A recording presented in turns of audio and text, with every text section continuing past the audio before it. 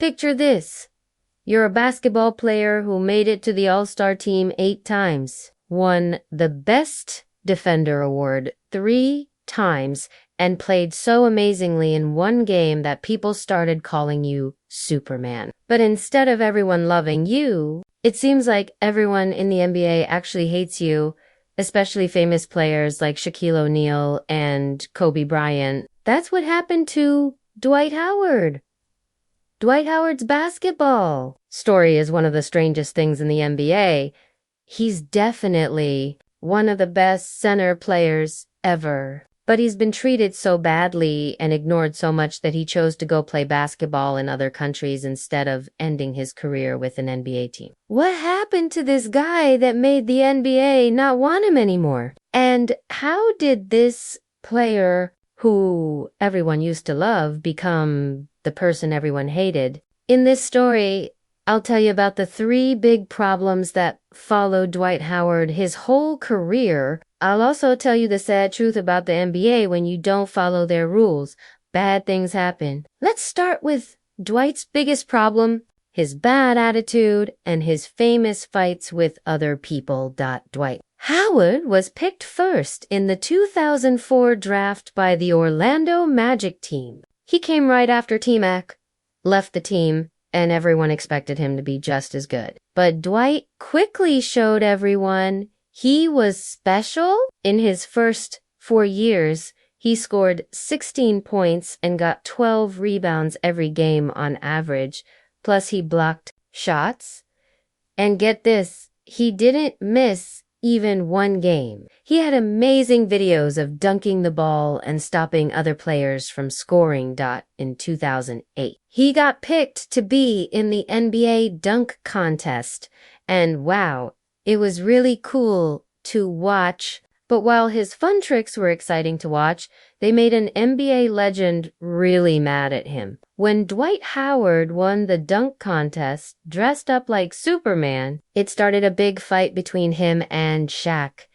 You see, Shaq was the first Superman, and he wasn't happy that another really tall player was copying his special thing. This fight made the 2 players say mean things about each other on TV all the time. Even though this fight started over something silly, it changed how people thought about Dwight Howard, as you'll see more about later in this story. But putting the Shaq fight aside, Dwight Howard really made the Orlando Magic team famous again. The team had their second best season ever. They made it to the playoffs every year, and they even got to the championship game in 2009 when Dwight Howard was playing his best. He was definitely one of the most talented players in the league. But his success in Orlando got ruined because of a 2012 fight with his head coach, Stan Van Gundy.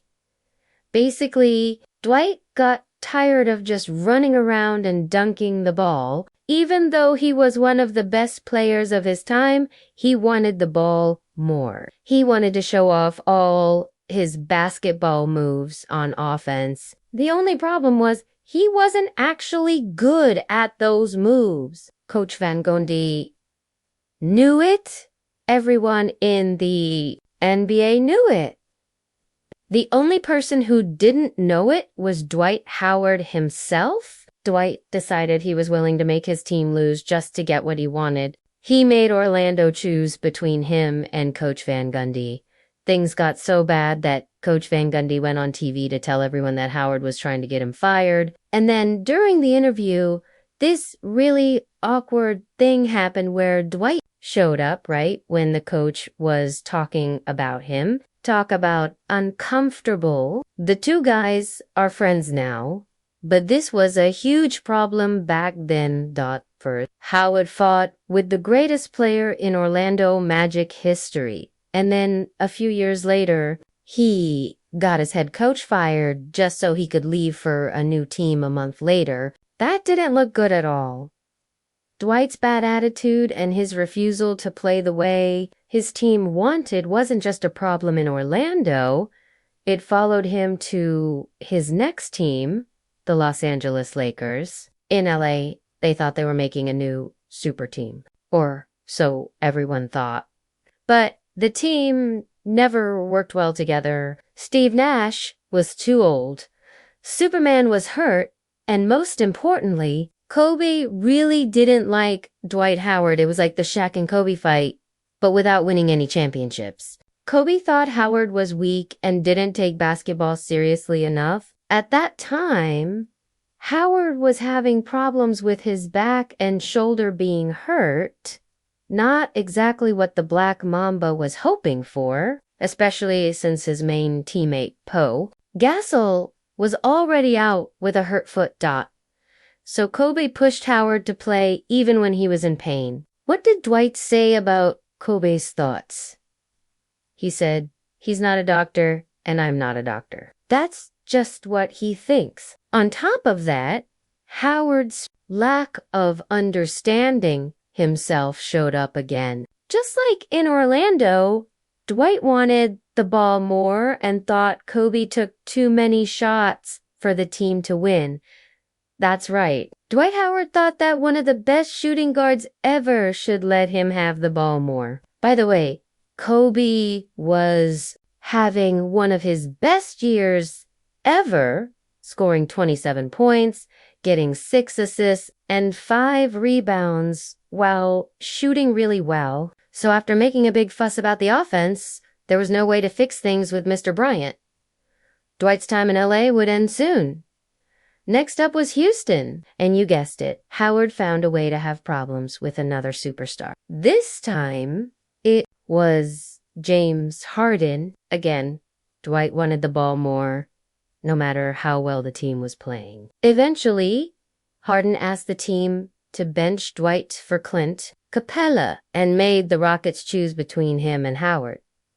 Dwight stayed one more year before choosing not to take his player option to become a free agent. He went on to play for 5 different teams in 6 years and had problems with teammates or coaches at almost every place he went. The second big problem with Dwight's career was getting hurt. In his first 7 years playing, Howard only missed 7 games. Then in April 2012, Dwight hurt a disc in his back and needed surgery. This ruined Orlando's playoff chances and kept Dwight off the 2012 Olympic basketball team. So he didn't get a gold medal.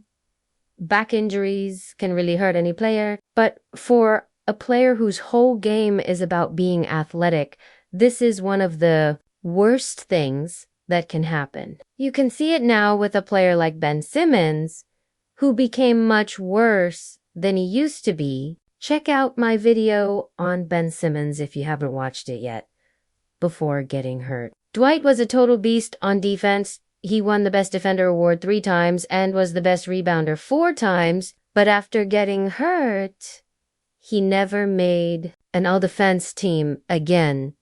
In LA, his shoulder injury caused problems between him and Kobe. And then Kobe got a terrible injury to tearing his Achilles and ending the season early. The two never played together again.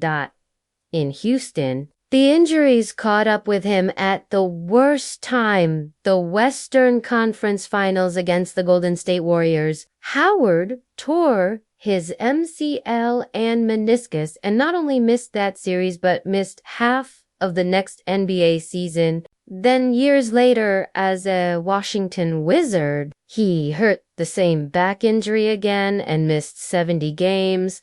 All these injuries ended the amazing Dwight Howard we saw in Orlando. For the rest of his career, Howard became a humble backup player and never played more than 20 minutes per game on average.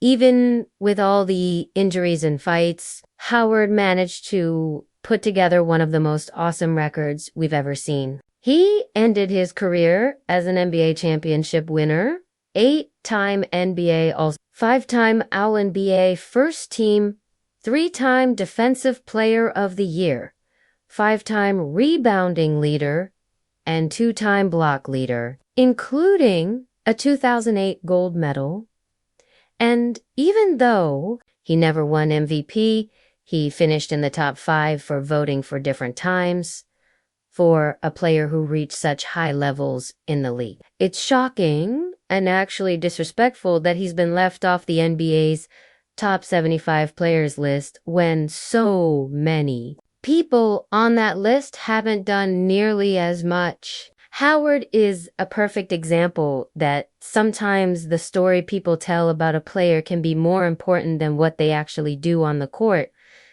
The silly jokes, the constant drama with teammates, you could say Dwight did this to himself, but we've gotten to a point where now he's criminally underrated. For example, Howard was widely thought of as washed up and finished when he joined the Lakers in 2020, but he played an important role in their championship win. And even after finally winning a championship, it still wasn't enough for some of his biggest critics. After winning the NBA Finals, Howard went on Instagram Live to tell his fans to never give up on their dreams, trying to inspire his supporters that it's never too late to reach theirs. Shaq saw this and for whatever reason wasn't happy about it. He said, "There's a lot of players on their little Instagram bragging like they were the reason they got the championship. I ain't gonna say no names, but there was a lot of that going on. Once you get a bad reputation, sometimes there's nothing you can do to change it, even when you're just trying to be a positive role model. That's why reputation in the NBA is the third problem with Dwight's career. The sad truth is that sometimes it's impossible to be judged fairly once the NBA creates a story about you. Now, Howard's no longer in the NBA. Instead, he's playing professional basketball in Taiwan and has been playing great in his first year. He was an all-star and he also led the league in rebounds. So maybe Dwight will actually have the last laugh because even though he's playing overseas, he's still making amazing plays and he's been providing some funny troll moments on social media. No matter what you think, Dwight Howard is statistically one of the best centers we've ever seen. In his era, he was easily the best center in the league. And when he was at his best, he was absolutely unstoppable. And when everything is said and done, Dwight will definitely be put into the NBA.